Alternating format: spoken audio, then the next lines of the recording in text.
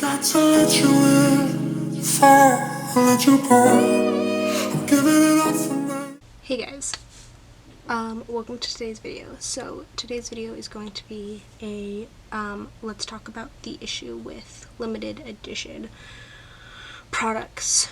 And it's going to be kind of twofold. Like, there's two different limited edition things we're talking about today. One is when companies lie about something being sold out and then they bring it back like within a week, within 2 weeks, and then they just continually do that, as well as things like holiday editions, things that are like, we only made 100 and they're gonna sell out, like that kind of thing. Yeah, so let's get into it. I did break it down. There's some things that are the same, but first we're going to talk about each individually, and then at the end I'll talk about some similars, and then I will wrap it up. Yeah. So, let's talk about just, like, the fake selling out for first, because that's just the one that's, like, actually insane to me. So it's just, like, okay, so if you don't know what I'm talking about when companies will basically have a release, and then within 24 hours of the release they'll say that they are sold out, that they've, like, all of, like, their product has been used up and it's done, and then they'll be like, oh, but, like, if you wait a couple weeks, like, we'll have more, or, like, or they won't say that, I guess, but they'll be like, oh, we like, can't believe it was so successful, like, stay tuned for our, like, restock whenever we can do it. And everyone's like, okay, cool. And that's, like, totally viable. Like, they're ones that, like, they're launches that sell out within the first 24 hours. And then, within a week, the company will be like, oh, okay, we have a restock on that product that sold out within the 24 hours, which is just, like, impossible. Like, unless they had more in a warehouse, which means they weren't out of stock, they, like, could not have made stuff that fast, which means they were lying to the consumer about being sold out. And then they, like, resell out within 24 hours, and it's like, they're lying because they're trying to, like, act as though the product was more successful than it actually was. Like, this launch was, like, really, really successful, and that bothers me just because, like, the fact that it is a sheer lie, but then there's also, like, layers to it, like, because we have this peer pressure in our society, especially, like, around makeup, where it's like, if everybody is buying this company's eyeshadow, which obviously it is if it's selling out every single time they restock it, then, like, you want it. It becomes something that, like, lots of people love, lots of people endorse. So, like, there becomes a peer pressure around buying the product. And so that, like, in and itself is an advertisement. So it creates these bursts of availability that make it more elusive, make it more desirable, and how pricing works for, I mean, anything really, but for makeup especially, it's, you're not just paying for the product, you're paying for, like, basically how much are you willing to pay for that product, in terms of its desirability, and in terms of what you think it's worth as an object, which is why more expensive brands, which are not better, they just have a better name, can sell at such a higher rate than, like, indie brands that have really great quality. It's because you're buying a name, and you're buying this idea that it's going to be good. And that's exactly what I feel like these bursts of availability do. They create this illusion of something being better than it is, which means they can price it higher, which I genuinely believe is the point. Like, I genuinely believe that is why they are doing all of this. That is why they are like they do it is because like not only do they want like more people to be like, oh well, if it sold out last time, I need to go get it now, but also they can price it higher than it should be. They can say, okay, well, if everybody wants it, if we've now become something that people are like, oh, I need to try it if everybody's gonna like it, then we can say, okay, well then it's actually gonna be like $50 when it should be $30. It's gonna be $40 when it should be $20. You know, like they can make it so much more expensive because now they want you to want it. They want you to want it, and they want you to want to try it. And because they've done that, it can even be more expensive. It's not even just, oh, we need to sell as much as we can by doing this. It's, we can make it seem like a better product than it actually is. And now let's go to the holiday type like limited editions. Like this can either be like you're doing a collab, so it's a limited edition, like we're making 100 palettes collabing with this makeup artist. This can be a two-faced gingerbread palette that they've now made like 5 times. Like anything like that, where it's like, we're making this for the holidays, we're making this with a person, this is only going to be released once, and we're making 100, and probably not 100, probably like 500, like 1,000, I don't know, but like after the first group goes, it's done, we're not making any more, essentially. Which, like, I think in itself is kind of a stupid concept, just because it's like if it's something really quality and something really good, like, then you shouldn't say you're only gonna sell it that one time.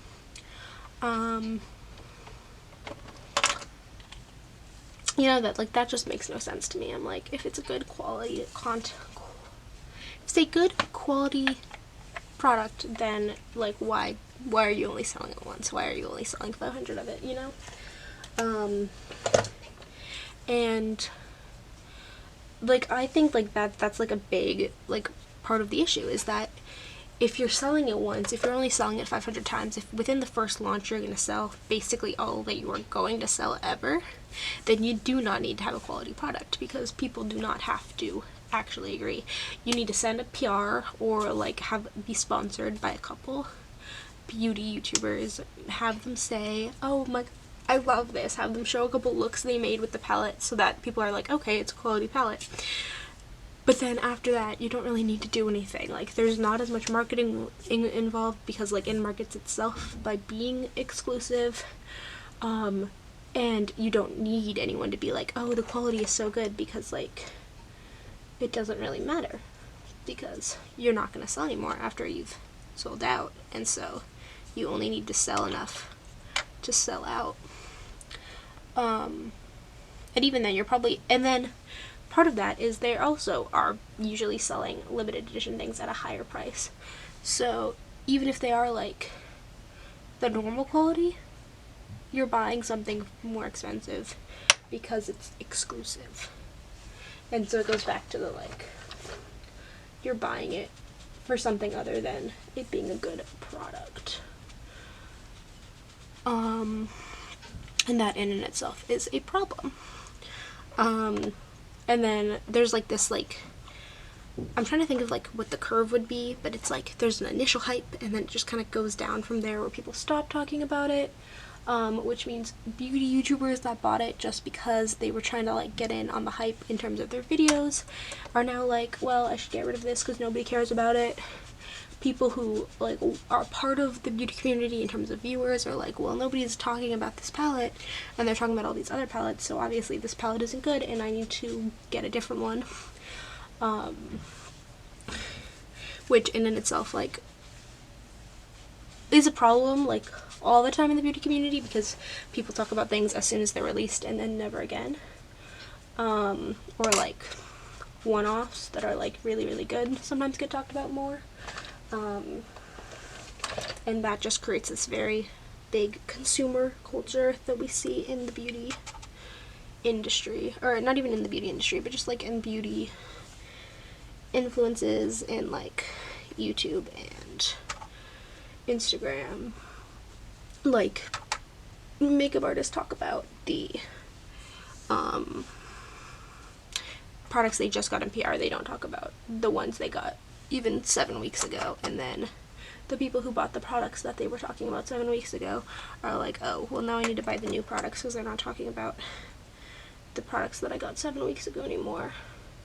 And then you see that a lot with like holiday edition type stuff, where YouTubers will be talking about it for like 5 minutes, and then as soon as the holidays are over, they stop making holiday related content, and then they don't need a gingerbread palette or a Santa or whatever. And so that's part of that. And then yeah, so both of them have the same issue with exclusivity, where it's creating this like hype, it's creating this like peer pressure of it's only going to be around for a short amount of time, so you should get it. Like, and you can't like logically be like, okay, well, I should wait, I should see what the reviews are, because if you do that, then you don't get it. So they're taking advantage of that kind of, oh, I can't wait and see what the reviews are,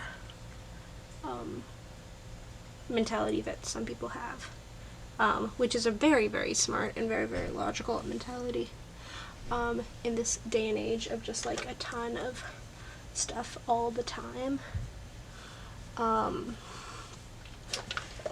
And so that they're taking advantage of that.